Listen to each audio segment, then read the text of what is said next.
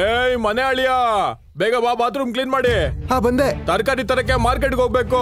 ಅಭಿನವ್ಗೆ ಗೊತ್ತಿತ್ತು ಇವನು ಆ ಮನೆಯ ಹಳೆಯ ಕೆಲಸದವನು ಮತ್ತು ಅವನಿಗೆ ತನಗಿಂತ ಈ ಮನೆಯಲ್ಲಿ ಮರ್ಯಾದೆ ಜಾಸ್ತಿ ಅಂತ. ಹೇಳಿ ಅಣ್ಣ. ಅಭಿನವ್ಗೆ 1000 ರೂಪಾಯಿ ಮತ್ತು ಲಿಫ್ಟ್ ಕೊಟ್ಟು ಹೀಗಂದ, ಹೋಗು, ಬೇಗ ಹೋಗಿ ಮಾರ್ಕೆಟ್ ಇಂದ ಸಾಮಾನ್ ತಗೋಬಾ. ಮತ್ ಕೇಳು, ಅದೇ ಅನನ್ಯ ಮೇಡಮ್ ನ ಆಫೀಸ್ ಫ್ರೆಂಡ್ ಚಿರಾಗ್ ಇನ್ನೂ ಬರ್ತಾ ಇದ್ದಾರೆ. ಅದೇ ಅವರೇ, ಯಾರ ಜೊತೆ ರಾತ್ರಿ ಲೇಟ್ ಆಗಿ ಬರ್ತಾರೆ ಅವರೇ. ನೀನೋಳ್ ಗಂಡ ಅಲ್ವಾ? ಇಷ್ಟ ಕೆಲ್ಸ ಮಾಡ್ಲೇಬೇಕು. ಏನ್ ನೋಡ್ತಾ ಇದೀಯಾ? ಹೋಗಿಲಿಂದ. ಕೆಲಸದವನ ಮಾತು ಕೇಳಿ ಅಭಿನವ್ಗೆ ಕೋಪ ಬಂತು. ಅದೇ ಸಮಯಕ್ಕೆ ಅವನಿಗೆ ಫೋನ್ ಬಂತು. ಸ್ಕ್ರೀನ್ ನಲ್ಲಿ ಆ ನಂಬರ್ ನೋಡಿ ಅವನು ಶಾಕ್ ಆದ, ಏಕೆಂದ್ರೆ ಅದು Dubai number. Abhinav phone receive ಮಾಡಲಿಲ್ಲ. ಮತ್ತೆ ಬೇಗ ಬೇಗ ಬ್ಯಾಗ್ ತಗೊಂಡು ತನ್ನ ಸೈಕಲ್ ನಲ್ಲಿ ಮಾರ್ಕೆಟ್ಗೆ ತರಕಾರಿ ತರಲು ಹೋದ. ಮತ್ತೆ ಮತ್ತೆ ಅವನಿಗೆ ಕಾಲ್ ಬರ್ತಾನೆ ಇತ್ತು, ಆದ್ರೆ ಅವನು ಫೋನ್ ರಿಸೀವ್ ಮಾಡಲಿಲ್ಲ. ಮತ್ತೆ ಮುಂದೆ ಹೋದ. ಅದೇ ಸಮಯಕ್ಕೆ ಗಜ್ಜು ಭಾಯ್ ಅವನನ್ನ ತಡೆದ. ಗಜ್ಜು ಭಾಯ್ ಅಲ್ಲಿನ ಲೋಕಲ್ ಗುಂಡ. ಗಜ್ಜು ಭಾಯ್ಗೆ ಅವನು ಪಾಪದವನಂತೆ ಕಾಣಿಸಿದ. ಅದಕ್ಕೆ ಅವನನ್ನ ರೇಗ್ಸೋಕೆ ಶುರು ಮಾಡಿದ. ಏನು ಲೈ, ನನ್ಗೆ ಟಿಕ್ಕಿ ಹೊಡಿತ್ಯಾ? ಎಷ್ಟೋ ಧೈರ್ಯ ನಿನ್ಗೆ?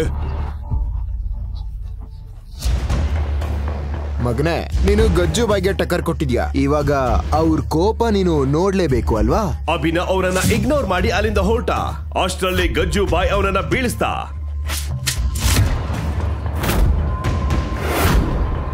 ಯಾಕೆ ಯಾಕೆ ಯಾಕೆ ಹೀಗೆಲ್ಲ ಮಾಡ್ತಿದ್ದೀರಾ ನೀವು? ಅಯ್ಯೋ ದೇವ್ರೆ. ಅಣ್ಣ, ಇವನು ಆ ಶ್ರೀಮಂತ ಮನೆ ಅಳಿಯ. ಇವನ್ ಹೆಂಡತಿ ತುಂಬಾ ಚೆನ್ನಾಗಿದ್ದಾಳೆ. ಅವಳಿಗೆ ಇನ್ನೊಬ್ಬ ಫ್ರೆಂಡ್ ಸಹ ಇದ್ದಾನೆ. ನನ್ನ ತಮ್ಮನು ಇವನ್ ಮನೆಯಲ್ಲಿ ಕೆಲ್ಸಕ್ಕಿದ್ದಾನೆ. ಹೌದಾ? ಎಷ್ಟೇ ಅವಮಾನ ಆದ್ರೂ ಅಲ್ಲಿಂದ ತಲೆ ಬಗ್ಗಿಸಿಕೊಂಡು ಹೊರಡಲು ಪ್ರಾರಂಭಿಸಿದ. ಆದರೆ ಗಜ್ಜು ಭಾಯ್ ಅವನ ಕಾಲರ್ ಹಿಡಿದು ಹೇಳಿದ, ಹಾಗಿದ್ರೆ ನಾವು ಇವನು ಮತ್ತೆ ಇವನ್ ಹೆಂಡತಿ ಜೊತೆ ಪಾರ್ಟಿ ಮಾಡೋಣ, ಅನನ್ಯ ಜೊತೆ. ಇದನ್ನು ಕೇಳಿ ಎಲ್ಲ ಗೂಂಡಗಳು ನಗಲು ಪ್ರಾರಂಭಿಸಿದರು. ಅಭಿನವ್ ಫೋನ್ ಮತ್ತೆ ರಿಂಗ್ ಆಯ್ತು. ಏನೋ ನಿನ್ ಡಾರ್ಲಿಂಗ್ ನ ಫೋನ್ ಬಂತಾ? ಇಲ್ಲಿ ನಾನು ಕೂಡ ಆ ಸ್ವೀಟ್ ವಾಯ್ಸ್ ನ ಕೇಳ್ತೀನಿ. ನನಗೆ ಏನ್ ಬೇಕಾದ್ರೂ ಹೇಳಿ, ಆದ್ರೆ ಈ ಫೋನ್ ರಿಸೀವ್ ಮಾಡಬೇಡಿ. ಹಾಗೆ ಹೇಳ್ತಾ ಇದ್ದಂತೆ ಅವನು ಫೋನ್ ರಿಸೀವ್ ಮಾಡಿದ. ಹಲೋ ಅನನ್ಯ ಬೇಬಿ, ಹೇಳು. ಆದರೆ ನಂತರ ಆ ಕಡೆಯಿಂದ ಬಂದ ಧ್ವನಿಯನ್ನು ಕೇಳಿ ಅವನಿಗೆ ನಡುಕ ಶುರುವಾಯಿತು. ಭಯದಲ್ಲಿ ಅವನು ಮಂಡಿಯೂರಿ ಕುಳಿತು ಹೇಳಿದ,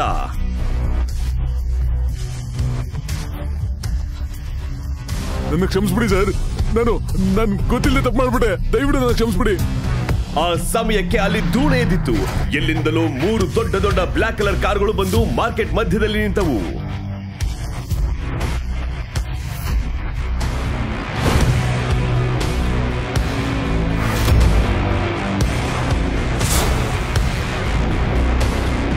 ಹೇಳ್ದೆ ತಾನೇ ಫೋನ್ ರಿಸೀವ್ ಮಾಡಬೇಡ ಅಂತ. ಅವರಿಗೆ ಲೊಕೇಶನ್ ಗೊತ್ತಾಗಿದೆ. ಬೈಕ್ ಸ್ಟಾರ್ಟ್ ಮಾಡು. ಇದನ್ನು ಹೇಳಿದ ತಕ್ಷಣ ಅಭಿನವ್ ಗಾಡಿಯಲ್ಲಿ ಹೊರಟ. ಅಲ್ಲಿಂದ ಎಲ್ಲರಿಗೂ ಶಾಕ್ ಆಯ್ತು. ಫೋನ್ ಎತ್ತಿದ ತಕ್ಷಣ ಹೇಗೆ ಎಷ್ಟು ಕಾರ್ಗಳು ಬಂದವು. ರೇಷನಲ್ಲಿ ಒಂದು ಚಿಕ್ಕ ಕೆಲಸ ಹೇಳಿದೆ ನಿನಗೆ, ಅದನ್ನು ಸಹ ಮಾಡಿಲ್ಲ ನೀನು. ಸೀರಿಯಸ್ಲಿ ಅಭಿನವ್, ಮಾರ್ಕೆಟ್ ಇಂದ ತರಕಾರಿ ಸಹ ತರಕ್ಕಾಗ್ಲಿಲ್ವಾ ನಿನ್ಗೆ? ಏನ್ ಗೊತ್ತಾ, ಹೋಗಿ ನನ್ ರೂಮ್ ಕ್ಲೀನ್ ಮಾಡು. ನಿನ್ ಮೃದುವಾದ ಕೈ ಅದಕ್ಕಂತಾನೆ ಇರೋದು. ಯೂಸ್ಲೆಸ್. ಅನನ್ಯ ಅಭಿನವ್ನಿಂದ ಹೇಗಾದ್ರೂ ಮಾಡಿ ದೂರ ಹೋಗ್ಬೇಕು ಅನ್ಕೋತಾ ಇದ್ಲು. ಮತ್ತು ಅವಳು ಅನ್ಕೋತಾ ಇದ್ಲು, ಎಲ್ಲರ ಮುಂದೆ ಹೀಗೆ ಮಾಡಿದರೆ ಅವನು ತನ್ನ ಪಾಡಿಗೆ ತಾನೇ ಹೊರಟೋಗ್ತಾನಂತ. ಅದೇ ಸಮಯಕ್ಕೆ ಅನನ್ಯಗೆ ಅವಳ ಫ್ರೆಂಡ್ ಕಾಲ್ ಬಂತು. ಹಾ ಕಾಜಲ್. ಹೇ ಅನನ್ಯ, ನೀನ್ ಅಕ್ರಮ್ ಸರ್ ಪಾರ್ಟಿಗೆ ಬರ್ತಾ ಇದ್ಯಾ ಅಲ್ವಾ? ಅಲ್ಲಿಗೆ ನಮ್ ಕಾಲೇಜ್ ನ ಎಲ್ಲಾ ಫ್ರೆಂಡ್ಸ್ ಬರ್ತಾ ಇದಾರೆ. ಇಲ್ಲ, ನನಗ್ ಮೂಡಿಲ್ಲ, ನಾನ್ ಬರೋದಿಲ್ಲ. ಅನನ್ಯ, ಇದು ಮಾಫಿಯಾ ಕಿಂಗ್ ಅಕ್ರಮ್ ಸರ್ನ ಇನ್ವಿಟೇಷನ್. ಇಲ್ಲ ಅಂತ ಹೇಳೋಕೆ ಆಗಲ್ಲ, ನೀನ್ ಬರ್ಲೇಬೇಕು. ಆಮೇಲೆ ನಾವೆಲ್ಲ ನಮ್ ಗಂಡಂದಿರ್ ಜೊತೆ ಬರ್ತಾ ಇದೀವಿ. ಮತ್ತೆ ನೀವ್ ಮನೆ ಅಳಿನ ಕರ್ಕೊಂಡ್ ಬರ್ಬೇಕು. ನಿನಗೂ ಒಂದು ಚೇಂಜ್ ಸಿಗುತ್ತೆ. ಯಾಕಂದ್ರೆ ಅಲ್ಲಿಗೆ ಮಾಫಿಯಾ ವರ್ಲ್ಡ್ ನ ಎಷ್ಟೊಂದ್ ಜನ ಬರ್ತಾ ಇದಾರೆ. ಹೌದು, ಅಭಿನವ್ನ ನಂದಾರಿಂದ ತೆಗ್ದು ಹಾಕೋದಕ್ಕೆ ಇದು ಸೂಕ್ತ. ಸರಿ ಬಿಡು, ನಾನ್ ಬರ್ತೀನಿ. ನನ್ ಜೊತೆ ನಾನು ಆ ಗಂಡನನ್ನು ಕರ್ಕೊಂಡ್ ಬರ್ತೀನಿ. ಅಭಿನವ್ ಅಲ್ಲೇ ನಿಂತು ಅದನ್ನೆಲ್ಲ ಕೇಳಿಸ್ಕೊಳ್ತಿದ್ದ. ಅಷ್ಟರಲ್ಲೇ ಅವನಿಗೆ ಮತ್ತೆ ದುಬೈಯಿಂದ ಯಾವುದೋ ಫೋನ್ ಬಂತು. ಅವನು ಅಲ್ಲಿಂದ ಹೋದ. ಯೂಸ್ಲೆಸ್ ಗಂಡನ್ಗೆ ಅವನ ಊರ್ನಿಂದ ಯಾವ್ದೋ ಫೋನ್ ಬಂದಿದೆ. ಸರಿ, ಅವನ್ ಕರ್ಕೊಂಡ್ ಬರ್ತೀನಿ, ನಾನ್ ಡ್ರೈವರ್ ತರ. ಓಕೆ ಓಕೆ, ಸಿಗೋಣ, ಬಾಯ್. ಮತ್ತು ಪಾರ್ಟಿಯಲ್ಲಿ ಸಂಭವಿಸೋದನ್ನ ನೋಡಿದ್ರೆ ಅನನ್ಯ ಶಾಕ್ ಆಗ್ತಾಳೆ.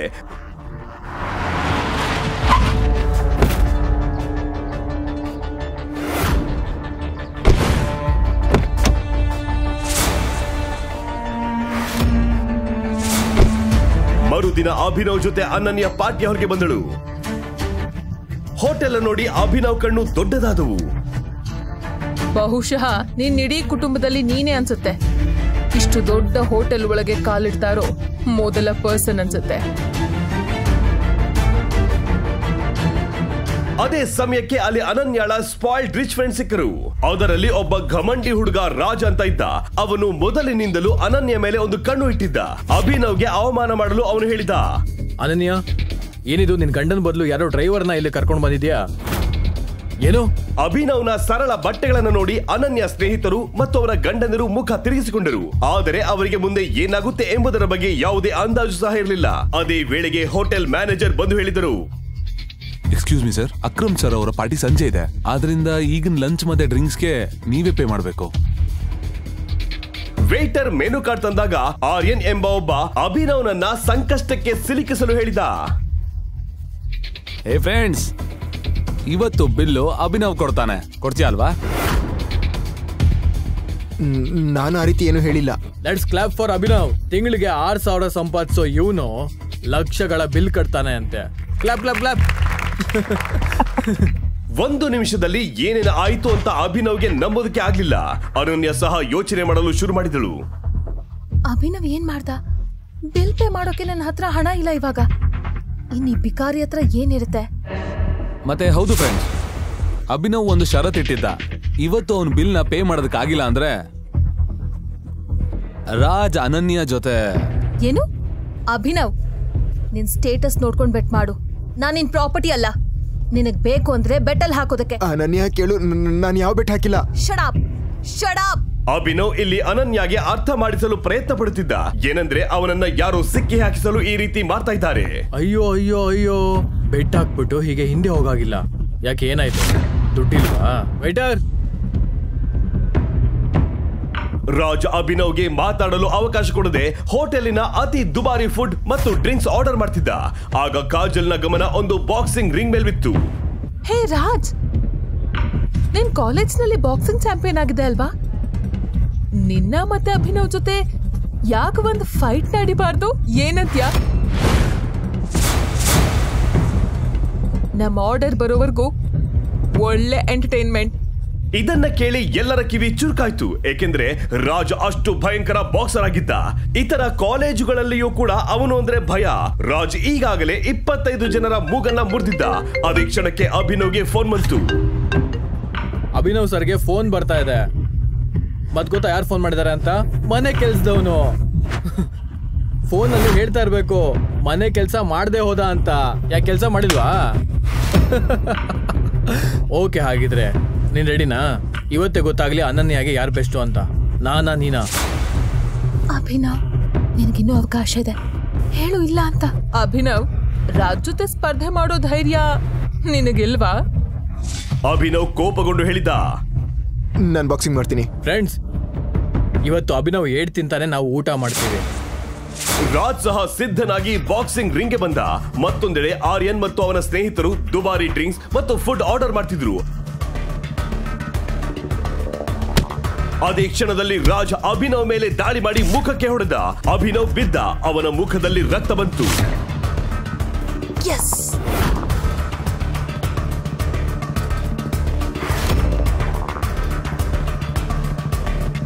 ಇದಾದ ನಂತರ ರಾಜ್ ನಿರಂತರವಾಗಿ ಅಭಿನವ್ಗೆ ಹೊಡೆದ. ಅವನಿಗೆ ಕೈ ಎತ್ತುವ ಅವಕಾಶವನ್ನು ನೀಡಲಿಲ್ಲ.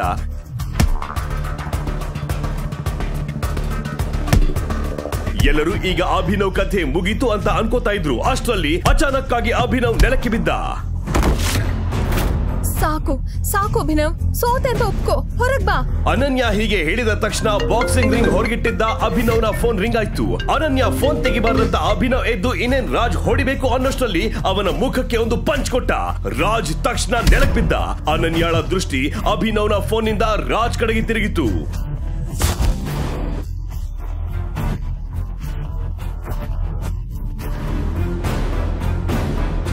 ಅಭಿನವ್ ಒಂದೇ ಹೊಡೆತದಲ್ಲಿ ಬಾಕ್ಸಿಂಗ್ ಚಾಂಪಿಯನ್ ರಾಜ್ನ ಬೀಳ್ಸದ್ನ. ಇಂಥ ಪಂಚನ ಒಬ್ಬ ಪ್ರೊಫೆಷನಲ್ ಆಟಗಾರ ಮಾತ್ರ ಕೊಡ್ಬೋದು. ಈ ಅಭಿನವ್ ಖಂಡಿತವಾಗ್ಲೂ ಏನೋ ಮುಚ್ಚಿಡ್ತಿದ್ದಾನೆ. ಅಭಿನವ್ ಹೊರಗೆ ಬಂದು ತನ್ನ ಫೋನ್ ಎತ್ತಿಕೊಂಡು ಇಟ್ಟುಕೊಂಡ.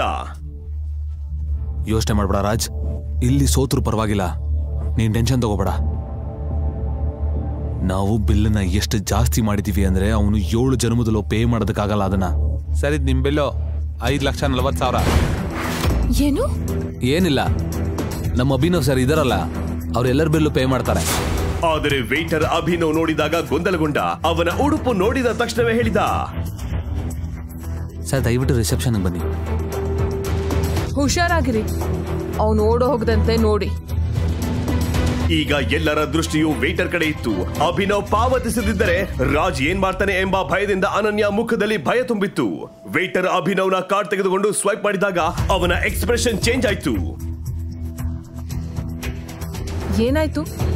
ಅಭಿನವ್ನ ಕಾರ್ಡ್ನಲ್ಲಿ ಹಣ ಇಲ್ವಾ? ಅವನ್ ಕಾರ್ಡ್ನಲ್ಲಿ ಹಣ ಇಲ್ಲ ಅಂದ್ರೆ ಹೇಳಿ, ಅವನು ಮರ್ಯಾದೆ ಬಗ್ಗೆ ಯೋಚನೆ ಮಾಡಬೇಡಿ. ಅನನ್ಯಗೆ ಭಯ ಆಗ್ತಾ ಇತ್ತು. ಅವನು ಬಿಲ್ ಕೊಡ್ಲಿಲ್ಲ ಅಂದ್ರೆ ಅವನ ಮೇಲಿರೋ ಕೋಪ ಎಲ್ಲ ರಾಜ್ ಇವತ್ತು ತನ್ನ ಮೇಲೆ ತೀರ್ಸ್ಕೊಳ್ತಾನಂತ. ಏನಾಯ್ತು? ಅವ್ರ ಬಳಿ ಸ್ವಲ್ಪನೂ ಸಹ ಹಣ ಇಲ್ವಾ? ವೇಟರ್ ಏನೋ ಹೇಳೋಷ್ಟರಲ್ಲಿ ಅಚಾನಕ್ ಆಗಿ ಕೆಲವು Z+ ಭದ್ರತಾ ಗಾರ್ಡ್ಗಳು ಹೋಟೆಲ್ ಬಾಗಿಲ ಬಳಿ ಬಂದು ನಿಂತರು. ಎಲ್ಲರ ಗಮನ ಅವರ ಕಡೆ ಹೋಯ್ತು. ಯಾರೋ ದೊಡ್ಡ ಸೆಲೆಬ್ರಿಟಿ ಬಂದಿರಬೇಕು. ಓ ಮೈ ಗಾಡ್, ಇದು ಮಿಸ್ಟರ್ ಕೀರ್ತಿಧಾಮ, ಅಕ್ರಮ್ ಸರ್ನ ಬಾಸ್. ಏನ್ ಗೊತ್ತಾ, ಅವ್ರನ್ನ ಭೇಟಿ ಆಗೋದಕ್ಕೆ ವರ್ಷಗಳ ಕಾಲ ಕಾಯ್ಬೇಕು. ನನ್ ಕೆಲ್ಸ ಮಾಡೋ ಕಂಪ್ನಿಯಲ್ಲಿ ಅವ್ರು ಹೂಡಿಕೆ ಮಾಡಿದ್ದಾರೆ. ಇವತ್ ನನಗೆ ದೇವರ ದರ್ಶನವಾಯ್ತು. ಮಿಸ್ಟರ್ ಕೀರ್ತಿಧರ್ಮ ಅಭಿನವ್ನನ್ನು ಗುರುತಿಸಿದರು. ನೀನಿಲ್ಲಿ ಏನ್ ಮಾಡ್ತಾ ಇದೀಯಾ? ಮಿಸ್ಟರ್ ಕೀರ್ತಿಧರ್ಮ ಅಭಿನವ್ ಕಡೆ ನೋಡಿದರು. ಎಲ್ಲರೂ ಅವರು ತಮ್ಮತ್ತ ನೋಡುತ್ತಿದ್ದಾರೆಂದು ಭಾವಿಸಿದರು. ರಾಜ್ ಮುಂದೆ ಬಂದ.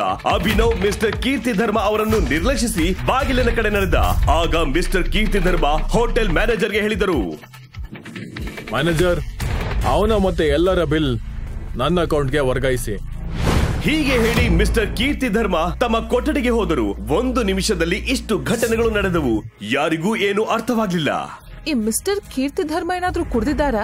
ಬಹುಶಃ ಅವರು ಅಭಿನವ್ನ ಯಾರು ಅಂತ ತಪ್ಪು ತಿಳ್ಕೊಂಡಿದ್ದಾರೆ. ಏ ಅಭಿನವ್, ಮಿಸ್ಟರ್ ಕೀರ್ತಿಧರ್ಮ ಅವರು ಹಣ ಕೊಟ್ರಲ್ವಾ, ಅಂದ್ರೆ ಬೆಟ್ ನಾನ್ ಗೆದ್ದೆ, ನೀನ್ ಎಲ್ಲಿಗೆ ಹೋಗ್ತಿದೀಯಾ? ಹಾಗಾದ್ರೆ ಆ ಲಾಜಿಕ್ ಪ್ರಕಾರ ಅನನ್ಯ ನನ್ನವಳಾದ್ಲು. ಮತ್ತೆ ಇವತ್ತು ರಾತ್ರಿ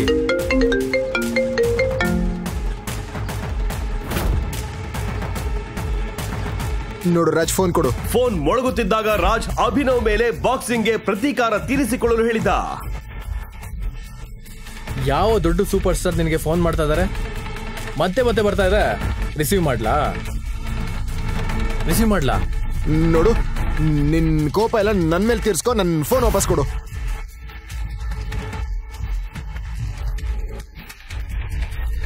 ಬಾಸ್, ನಿಮ್ ಲೊಕೇಶನ್ ಸಿಕ್ಕಿದೆ. ನಾವು ನಿಮ್ಮನ್ನ ಕರ್ಕೊಂಡು ಹೋಗಲು ಬರ್ತಾ ಇದ್ದೀವಿ. ವಿಷಯ ಸೀರಿಯಸ್ ಆಗಿದೆ.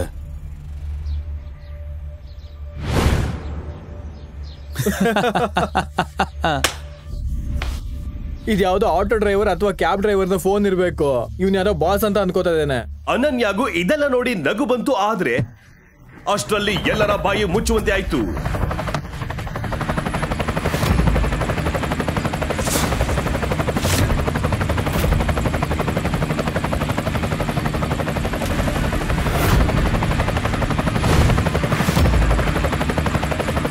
ಅಯ್ಯೋ, ಅದು ಕೋಟ್ಯಾಂತರ ರೂಪಾಯಿ ಹೆಲಿಕಾಪ್ಟರ್.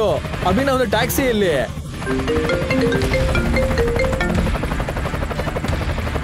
ಇದಾದ ನಂತರ ಅಭಿನವ್ ಫೋನ್ ನಲ್ಲಿ ಏನೋ ಮಾತಾಡಿದ್ದ ಮತ್ತು ಹೆಲಿಕಾಪ್ಟರ್ ಅಲ್ಲಿಂದ ಹಾರಿ ಹೋಯಿತು. ತಕ್ಷಣವೇ ಒಂದು ಟ್ಯಾಕ್ಸಿ ಅಭಿನವ್ ಎದುರು ನಿಂತಿತ್ತು.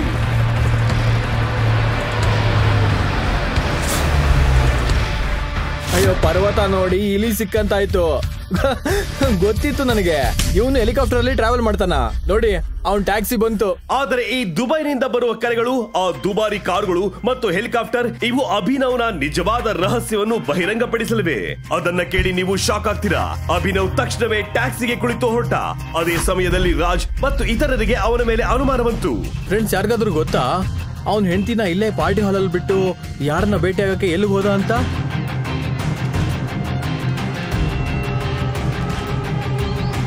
The person you have called is currently busy on another call.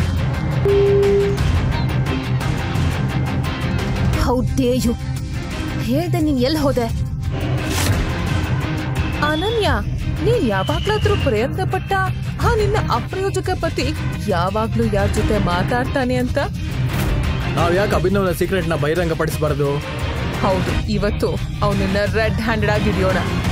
ಹೀಗೆಂದು ರಾಜ್ ಅನನ್ಯಾಳ ಕಾರು ತೆಗೆದುಕೊಂಡು ಎಲ್ಲರ ಜೊತೆಗೆ ಅಭಿನವ್ ಹೋದ ಟ್ಯಾಕ್ಸಿಯನ್ನು ಹಿಂಬಾಲಿಸಲು ಆರಂಭಿಸಿದ.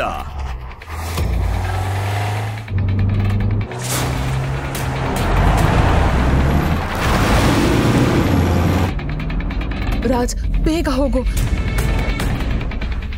ಅಭಿನವ್, ಇವತ್ತು ನಿನ್ನ ನಿಜವಾದ ಬಣ್ಣನ ಬಯಲು ಮಾಡ್ತೀನಿ.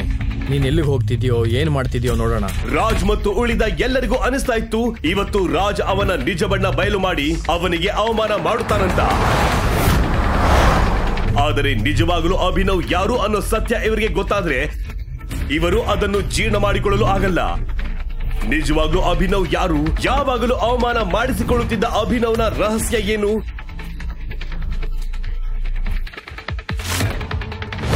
ಎಲ್ಲೂ ಹೋಗ್ಬೇಡಿ, ಎಲ್ಲ ಸೀಕ್ರೆಟ್ಸ್ ಬಹಿರಂಗವಾಗುತ್ತದೆ. ನಿಲ್ಸ. ಅಭಿನವ್ನ ಟ್ಯಾಕ್ಸಿಯನ್ನು ಅಚಾನಕ್ ಆಗಿ ಚೆಕ್ ಪೋಸ್ಟ್ ಬಳಿ ಪೊಲೀಸರು ನಿಲ್ಲಿಸಿದರು. ರಾಜ್ ತನ್ನ ಕಾರನ್ನು ಸ್ವಲ್ಪ ದೂರದಲ್ಲಿ ನಿಲ್ಲಿಸಿ ಅದನ್ನು ನೋಡಲು ಶುರು ಮಾಡಿದ.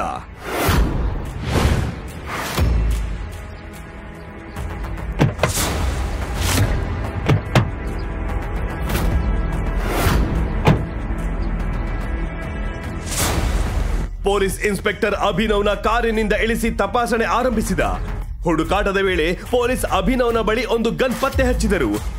ಗನ್ ನೋಡಿದ ಇನ್ಸ್ಪೆಕ್ಟರ್ ಹೇಳಿದರು, ಇದೇನಿದು?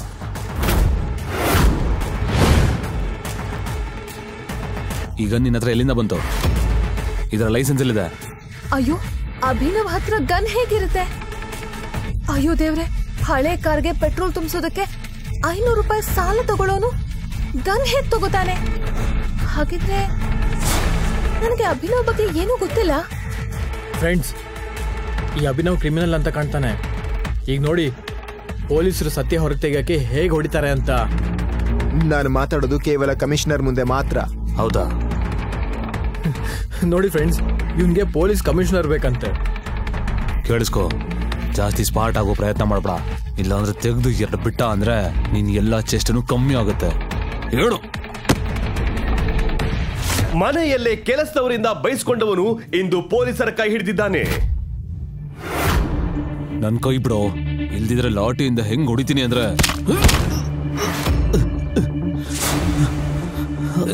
ಬಿಡೋ ಬಿಡೋ ಬಿಡೋ.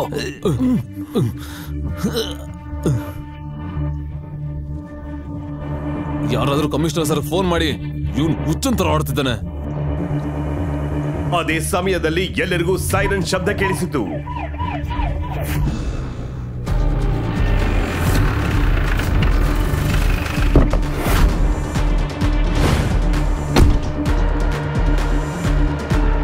ಇದೇನ್ ಡ್ರಾಮಾ ಸರ್?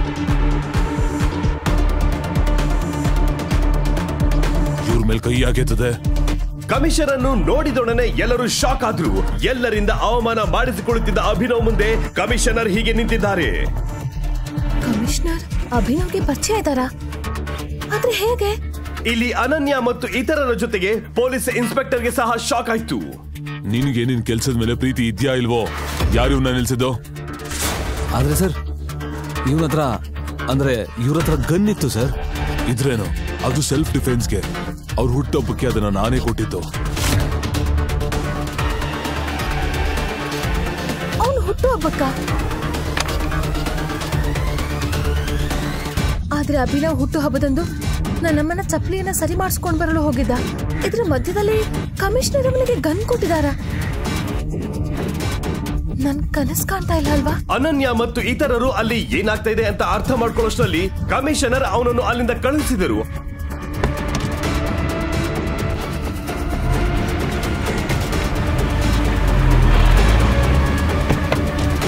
ಆಮೇಲೆ ರಾಜ್ ಮತ್ತು ಸ್ನೇಹಿತರು ಅವನನ್ನು ಹಿಂಬಾಲಿಸಲು ಆರಂಭಿಸಿದರು. ಅಷ್ಟರಲ್ಲೇ ಪೊಲೀಸ್ ಅವರನ್ನು ನಿಲ್ಲಿಸಿದರು. ಇಷ್ಟು ಬೇಗ ಎಲ್ಲಿ ಹೋಗ್ತಿದ್ದೀರಾ? ಈ ಹುಡುಗಿರು ಯಾರೋ? ಬನ್ನಿ, ಹೊರಗಡೆ ಬನ್ನಿ.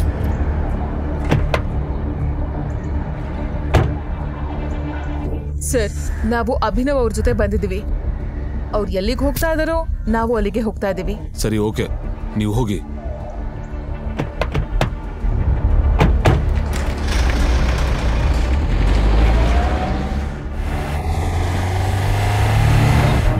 ಅವರು ಅಭಿನವ್ನ ಟ್ಯಾಕ್ಸಿಯನ್ನು ಹಿಂಬಾಲಿಸುತ್ತಾ ಇದ್ದರು. ಟ್ಯಾಕ್ಸಿ ಯಾವುದೋ ಪಾಳು ಬಿದ್ದ ಬಿಲ್ಡಿಂಗ್ಸ್ ಗಳ ಗಲ್ಲಿಯಲ್ಲಿ ಹೋಗುತ್ತಿತ್ತು. ಅದೇ ಗಲ್ಲಿಗಳ ಒಳಗೆ ದೊಡ್ಡ ದೊಡ್ಡ 3 ಬ್ಲಾಕ್ ಕಾರ್ ಅಭಿನವ್ ಟ್ಯಾಕ್ಸಿ ಮುಂದೆ ಬಂದವು ಮತ್ತು ಅವನ ಟ್ಯಾಕ್ಸಿಯನ್ನು ಸುತ್ತುವರಿಯುತ್ತಿದ್ದವು ಮತ್ತು ಅವನ ಕಾರಿನ ಹಿಂದೆಯೇ ಹೋಗುತ್ತಿದ್ದವು.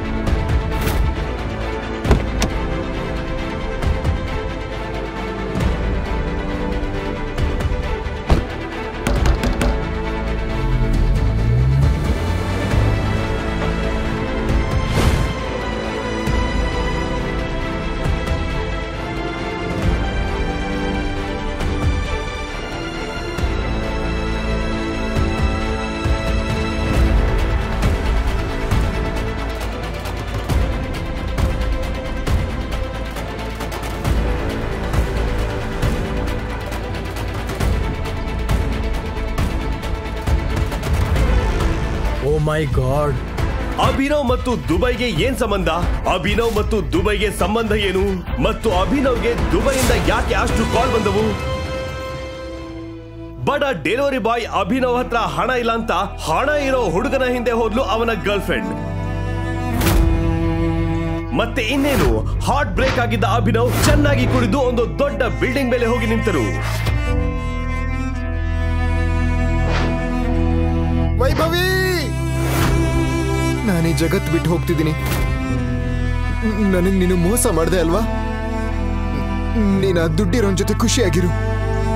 ನಾನು ಹೋಗ್ತಿದ್ದೀನಿ. ಆ ಮಜ್ನು ಜೀವ ಕಳೆದುಕೊಳ್ಳಲು ಸಿದ್ಧನಾಗಿದ್ದ. ಆದರೆ ಅವನ ಹಣೆ ಬರಹ ಬೇರೆಯಾಗಿತ್ತು. ಅವನು ಬಿಲ್ಡಿಂಗ್ ಇಂದ ಏನೋ ಬಿದ್ದ. ಆದ್ರೆ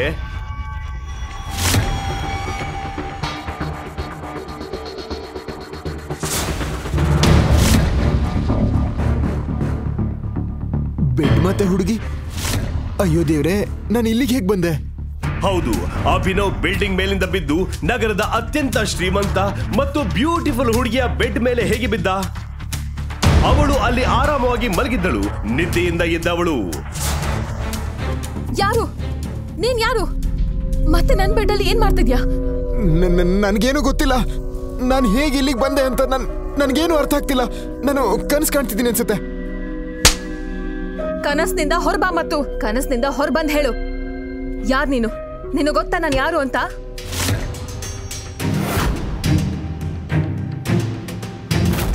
ಓ ಮೈ ಗಾಡ್, ಇದೆಲ್ಲ ಏನು ಅನನ್ಯ?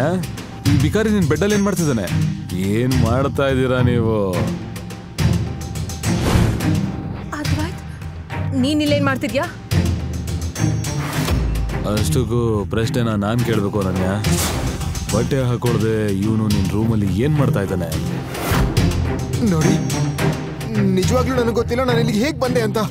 ನನಗೆ ಇಷ್ಟು ಮಾತ್ರ ನೆನಪಿದೆ, ನಾನು ಟೆರೆಸ್ ಮೇಲಿದ್ದೆ. Shut up. ಪೊಲೀಸರು ಬಂದ್ರೆ ಎಲ್ಲ ಸತ್ಯ ಗೊತ್ತಾಗುತ್ತೆ. ನೀನೆಲ್ಲ ಸತ್ಯ ಹೊರಗೆ ತರಿಸ್ತೀನಿ. ಇಲ್ಲ ಇಲ್ಲ ಅನನ್ಯ, ಪೊಲೀಸರಿಗೆ ಏನು ಹೇಳ್ಬೇಡ. ನಮ್ ಕುಟುಂಬದ ಮರ್ಯಾದೆ ಕಳಿಯೋ ಕೆಲಸ ಮಾಡ್ಬೇಡ. ನಮ್ ಕುಟುಂಬದ ಎಲ್ಲಾ ನಿರ್ಧಾರಗಳನ್ನು ತಗೊಳ್ಳೋದು ಒಬ್ಬರೇ, ದ ಗ್ರೇಟ್ ಕಿಂಗ್ ಶ್ರೀಕಂಠ ದತ್ತ, ನಮ್ಮ ಗೌರವಾನ್ವಿತ ತಾತ. ಶ್ರೀಕಂಠ ದತ್ತ ಹೆಸರನ್ನ ಕೇಳುತ್ತಿದ್ದಂತೆಯೇ ಅನನ್ಯ ಭಯಪಟ್ಟಳು.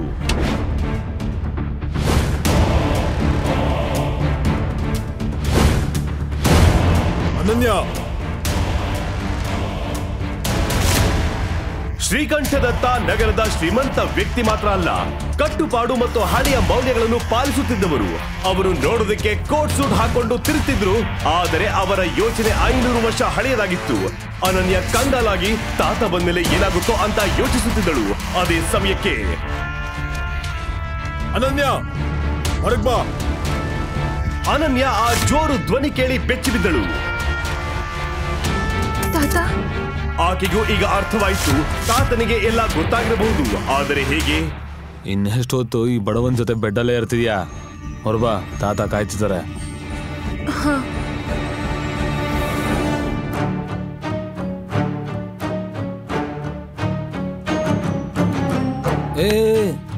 ಎಲ್ಲಿಗೆ ಹೋಗ್ತಿದ್ದೀರಾ ನೀವು ಬ್ರದರ್? ಕೇಳು, ದೊಡ್ಡವರು ಹೇಳ್ತಾರೆ ಮದ್ಯಪಾನ ಆರೋಗ್ಯಕ್ಕೆ ಹಾನಿಕಾರ ಅಲ್ಲ. ನೋಡು, ನಿನ್ನ ಡ್ರಿಂಕಿಂಗ್ ಎಲ್ಲಿವರೆಗೆ ಕರ್ಕೊಂಬಂದಿದೆ ಅಂತ. ಮತ್ ನನ್ನ ತಂಗಿನ ತಾತನ ಕೋಪದಿಂದ ಕಾಪಾಡೋದು ಯಾರು? ಮತ್ತೆ ನೀನು ಡೆಲಿವರಿ ಬಾಯ್. ನೀನು ಕತೆ ಏನಾಗುತ್ತೆ ಅಂತ ನೋಡ್ತಾರೆ ಇವತ್ತು.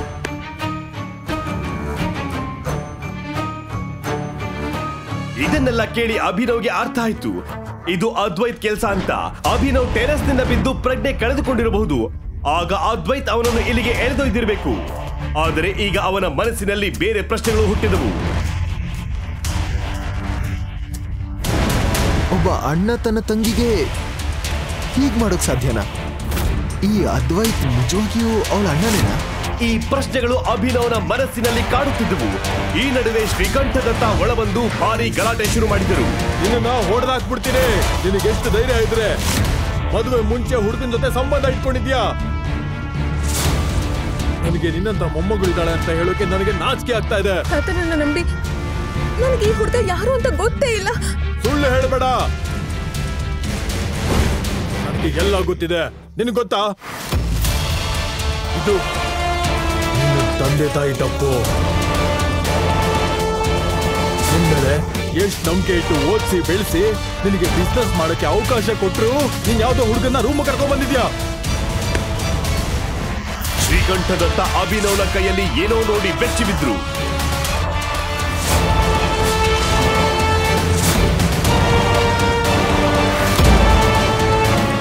ನಿಮ್ಗೆ ನಾಚಿಕೆ ಆಗ್ಬೇಕು. ತಾತ ಆಗಿ ಮೊಮ್ಮಗಳ ಮೇಲೆ ಕೈ ಎತ್ತುತ್ತೀರಾ, ಅವಳ ಮೇಲೆ ಇಷ್ಟು ಕೆಟ್ಟ ಆರೋಪ ಮಾಡ್ತೀರಾ. ಇದು ನಿಮ್ ಬುದ್ಧಿನಾ? ಒಂದೇ ಕ್ಷಣಕ್ಕೆ ಸಂಪೂರ್ಣ ಕೋಣೆ ನಿಶಬ್ದವಾಯಿತು. ಯಾರು ಶ್ರೀಕಂಠ ದತ್ತ ಅವರ ಎದುರು ಈ ರೀತಿ ಮಾತನಾಡುವ ಧೈರ್ಯ ಮಾಡಿರಲಿಲ್ಲ.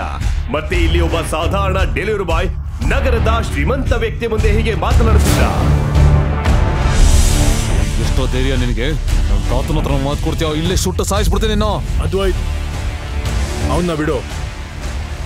ಅದ್ವೈತ್ಗೆ ಅರ್ಥವಾಗ್ಲಿಲ್ಲ ಅವನ ತಾತ ಏಕೆ ಈ ರೀತಿ ಹೇಳ್ತಾ ಇದ್ದಾರಂತ. ಆದರೆ ಅವನಿಗೆ ಅವನ ತಾತನ ಮಾತನ್ನ ಕೇಳುವುದರ ಬದಲು ಬೇರೆ ಯಾವುದೇ ಆಪ್ಷನ್ ಇರಲಿಲ್ಲ. ಶ್ರೀಕಂಠ ದತ್ತ ಅಭಿನವ್ನನ್ನ ಮೇಲಿಂದ ಕೆಳಗೆ ನೋಡಿ ಅನನ್ಯಗೆ ಹೇಳಿದರು, ಅನನ್ಯ, ಈ ಹುಡುಗ ಯಾರೋ ಏನೋ ನನಗೆ ಗೊತ್ತಿಲ್ಲ, ಆದ್ರೆ ನೀನು ಇವನನ್ನೇ ಮದುವೆ ಆಗ್ಬೇಕು. ಇಲ್ಲ ತಾತ, ನಾನ್ ಹೇಗೆ ಅವನನ್ನ ಮದ್ವೆ ಆಗ್ಲಿ? ನನ್ಗೆ ಅವನ ಹೆಸರು ಕೂಡ ಗೊತ್ತಿಲ್ಲ. ಹೇ ಹುಡುಗಿ, ಜಾಸ್ತಿ ಮಾತಾಡಬೇಡ. ಶ್ರೀಕಂಠ ದತ್ತನ ನಿಯಮ ನಿನಗೆ ಗೊತ್ತಿದೆ. ಯಾವುದೇ ಗಲಾಟೆ ಇಲ್ಲದೆ ಮದುವೆ ಆಗ್ಬೇಕು, ಅದು ಇವತ್ತೇ.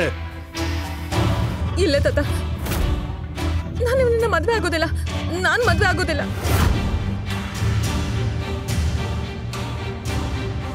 ಸರಿ ಆಗಿದ್ರೆ ಅದ್ವೈತ್, ಇವಳನ್ನ ಫಾರ್ಮ್ ಹೌಸ್ಗೆ ಕರ್ಕೊಂಡು ಹೋಗು. ಅವಳನ್ನು ಅಲ್ಲೇ ಕೊಂದಾಕ್ಬಿಡು. ಇದನ್ನ ಕೇಳಿ ಅನನ್ಯ ಅಂದುಕೊಂಡಳು, ಶ್ರೀಕಂಠ ದತ್ತ ಏನ್ ಹೇಳ್ತಿದ್ದಾರೋ ಅದನ್ನು ಮಾಡಿದ್ರು ಅನುಮಾನ ಇಲ್ಲ. ಏಕೆಂದ್ರೆ ಇದಕ್ಕೂ ಮುಂಚೆ ನಮ್ಮ ಕುಟುಂಬದಲ್ಲಿ ಯಾರಾದರೂ ಶ್ರೀಕಂಠ ದತ್ತ ಅವರ ನಿಯಮಕ್ಕೆ ವಿರೋಧವಾಗಿ ಹೋದರೆ ಅವರ ವಿಧಿ ಇದೇ ಆಗಿತ್ತು. ಅನನ್ಯ ಈಗ ತನ್ನ ತಾತನ ಎದುರು ಹೆಲ್ಪ್ಲೆಸ್ ಆಗಿದ್ದಳು. ಅಭಿನವ್ಗೆ ಗೊತ್ತಾಯ್ತು ಅನನ್ಯ ಜೊತೆ ಮದುವೆ ಆಗದಿದ್ರೆ ಅವನು ಒಂದು ನಿರ್ದೋಷಿ ಹುಡುಗಿಯ ಸಾವಿಗೆ ಕಾರಣವಾಗುತ್ತಾನೆಂತ. ಮತ್ತೆ ಇನ್ನೇನು 1 ಗಂಟೆಯೊಳಗೆ ಅವರ ಮದುವೆ ಆಯ್ತು. ಮದುವೆಯಾದ ಮೊದಲ ರಾತ್ರಿ ಅನನ್ಯಾಳಿಗೆ ಒಂದು ಪ್ರಶ್ನೆ ಇತ್ತು. ನಿನ್ ಹೆಸರೇನು? ಅಭಿನವ್. ಆದ್ರೆ ನನ್ನ ತಂದೆ ನನ್ನ ಪ್ರೀತಿಯಿಂದ ಏನಾದ್ರೂ ಕರೀಲಿ, ನನಗ್ ಬೇಕಿಲ್ಲ. ಹಾ, ಮತ್ತೆ ಈ ಮದ್ವೆ ಅಲ್ಲ, ಒಂದು ಅರೇಂಜ್ಮೆಂಟ್ ಅಷ್ಟೇ. ಸಮಾಜಕ್ಕೆ ಮಾತ್ರ ನಾವು ಗಂಡ ಹೆಂಡತಿ, ಆದ್ರೆ ಈ ರೂಮಲ್ಲಿ ನಮ್ಮ ಸಂಬಂಧ ಕೇವಲ ಸ್ಟ್ರೇಂಜರ್ಸ್. ಅಭಿನವ್ಗೆ ಸಹ ಗೊತ್ತಿತ್ತು ಅನನ್ಯಾಳಂತ ಹುಡುಗಿ ಡೆಲಿವರಿ ಬಾಯ್ನೊಂದಿಗೆ ಮದುವೆ ಆಗುತ್ತಾಳ ಅಂತ. ಆದರೆ ಅವನಿಗೆ ಗೊತ್ತಿರಲಿಲ್ಲ ದೇವರು ಅವರನ್ನು ಒಂದು ಮಾಡಿಸಿದ್ದಾರೆ ಅಂದರೆ ಯಾವುದೇ ಕಾರಣ ಇರುತ್ತೆ ಅಂತ. ಇವತ್ತು ನನ್ನ ಸ್ನೇಹಿತ ಅಕ್ರಮ್ನ ಹುಟ್ಟಿದಬ್ಬದ ಪಾರ್ಟಿ ಇದೆ. ಮತ್ತೆ ಅನನ್ಯ, ನೀನು ನಿನ್ನ ಗಂಡನನ್ನ ನಿನ್ನ ಜೊತೆಯಲ್ಲಿ ಕರ್ಕೊಂಡು ಹೋಗ್ಬೇಕು. ಅನನ್ಯ ಪಾರ್ಟಿಗೆ ಹೋಗಲು ಇಚ್ಛಿಸಲಿಲ್ಲ, ಆದರೆ ತಾತನ ಆದೇಶವನ್ನು ನಿರಾಕರಿಸಲು ಸಾಧ್ಯವಾಗಲಿಲ್ಲ. ಅಭಿನವ್ ಅನನ್ಯ ಜೊತೆಗೆ ಹೋಗಲು ಸಿದ್ಧನಾಗಬೇಕಾಯ್ತು. ಆದರೆ ಅಲ್ಲಿ ಅವನು ಯಾರನ್ನು ಭೇಟಿಯಾದ್ನೋ ಅವರನ್ನು ನೋಡಿ ಶಾಕ್ ಆದ.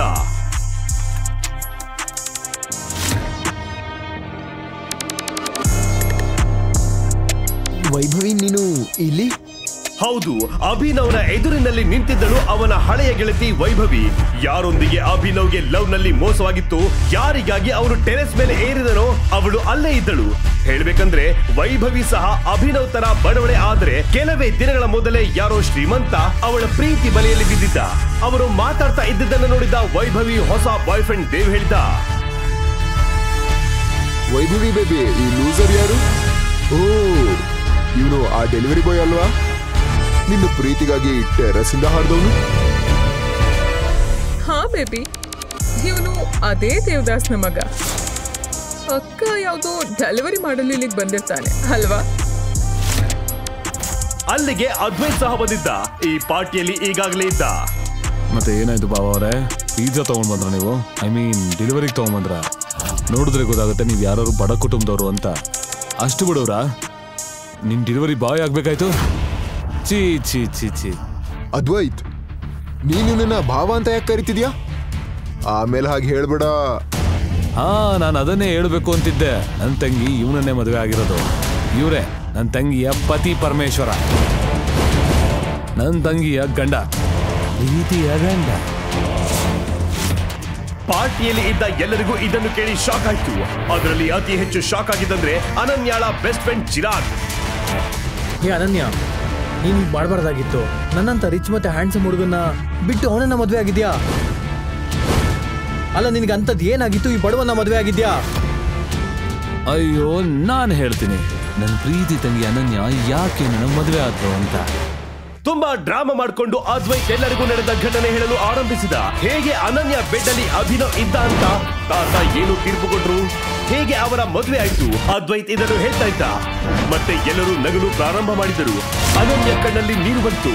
ಅವಳು ಅಳುತ್ತಾ ಅಲ್ಲಿಂದ ಹೊರಟು ಹೋದಳು. ಅನನ್ಯ ಹಿಂದೆ ಅಭಿನವ್ ಸಹ ಹೋಗುತ್ತಿದ್ದ. ಆದರೆ ಅದ್ವೈತ್ ಅವನ ಕೈಯನ್ನು ಹಿಡಿದು ನಿಲ್ಲಿಸಿದ.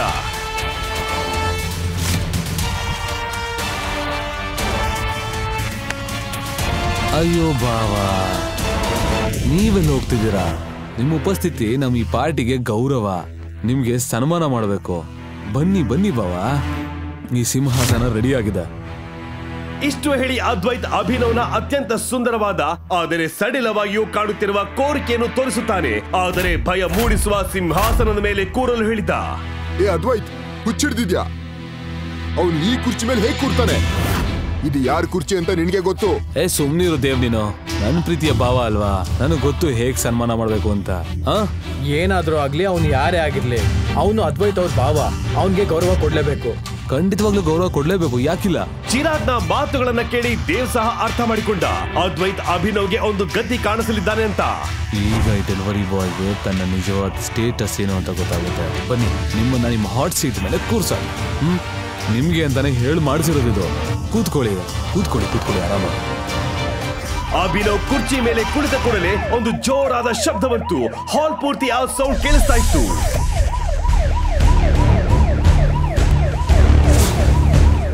ಏನಾಗ್ತಿದೆ ಇಲ್ಲಿ? ಏನ್ ಮಾಡ್ದೆ ನೀನು? ನೀನು ಮಾಫಿಯಾ ಕಿಂಗ್ ನ ಚೇರ್ ಮೇಲೆ ಕೂತಿದ್ಯಾ? ನಿನ್ ಕತೆ ಮುಗೀತು. ಆ ವಿಶೇಷ ಕುರ್ಚಿ ಅಕ್ರಮ್ಗೆ ಸೇರಿತ್ತು. ಮಾಫಿಯಾ ಕಿಂಗ್ ಗ್ಯಾಂಗ್ ನ ನಾಯಕ ಈ ಅಕ್ರಮ್ನ ಕುರ್ಚಿಯಲ್ಲಿ ಕುಳಿತುಕೊಳ್ಳಲು ಯಾರಿಗೂ ಅನುಮತಿ ಇರಲಿಲ್ಲ.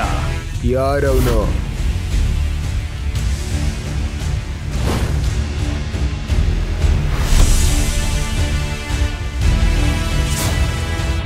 ಮಾಫಿಯಾ ಕಿಂಗ್ ನ ಕುರ್ಚಿ ಮೇಲೆ ಕೂರೋ ಧೈರ್ಯ ಮಾಡಿದವನು?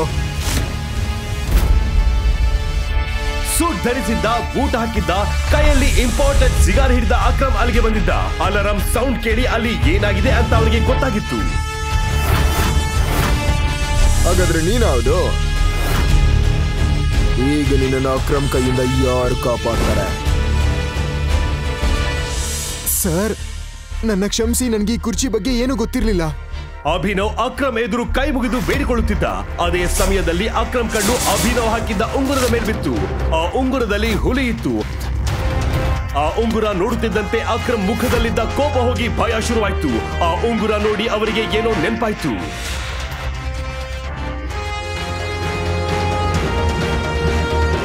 ಟೈಗರ್, ಟೈಗರ್, ನನ್ನನ್ನು ಕ್ಷಮಿಸು. ನಿನ್ನನ್ನು ಗುರ್ತು ಹಿಡಿದೆ ತಪ್ಪು ಮಾಡಿದೆ ಮಗನೇ. ನಿಜವಾಗಿಯೂ. ಅಯ್ಯೋ ಅಕ್ರಮ್ ಅಂಕಲ್, ಈ ಲೂಸರ್ ಮುಂದೆ ಕೈ ಜೋಡಿಸ್ತಿದ್ರ? ಈ ಲೂಸರ್. ಏಯ್, ಯಾರಿಗ್ ಲೂಸರ್ ಅಂತ ಇದ್ಯಾ? ಈ ಕುರ್ಚಿನ ಇವ್ರದೆ, ಇಡೀ ಸಾಮ್ರಾಜ್ಯನ ಇವ್ರದೆ. ಇವರು ನಮ್ಮ ಮಾಫಿಯಾ ಕಿಂಗ್ ಗ್ಯಾಂಗ್ ನ ನಿಜವಾದ ಲೀಡರ್, ನಮ್ಮ ಟೈಗರ್. ಇವನು ನಿಜವಾದ ಟೈಗರ್. ಓ ಮೈ ಗಾಡ್. ಅಕ್ರಮ್ ಅಂತ ಭಯಾನಕ ಡಾನ್ ಅಭಿನವ್ ಮುಂದೆ ಕೈ ಜೋಡಿಸಿದ್ಯಾಕೆ? ಯಾಕೆ ಅಕ್ರಮ್ ಅಭಿನವ್ನನ್ನ ಟೈಗರ್ ಎಂದು ಕರೀತಿದ್ದ? ಅಕ್ರಮ್ಗೆ ಅಭಿನವ್ ಹೇಗೆ ಪರಿಚಯ? ಅಭಿನವ್ ಅಲಿಯಾಸ್ ಟೈಗರ್ ನ ಕಥೆಯಲ್ಲಿ ಏನಾಗಲಿದೆ? ಉಳಿದ ಕಥೆಯನ್ನು ತಿಳಿದುಕೊಳ್ಳಲು ಈಗ ನೀವು ಪಾಕೆಟ್ ಎಫ್ಎಂ ನಲ್ಲಿರೋ ಎಲ್ಲಾ ಶೋಗಳನ್ನ ಈಸಿಯಾಗಿ ಕೇಳಬಹುದು.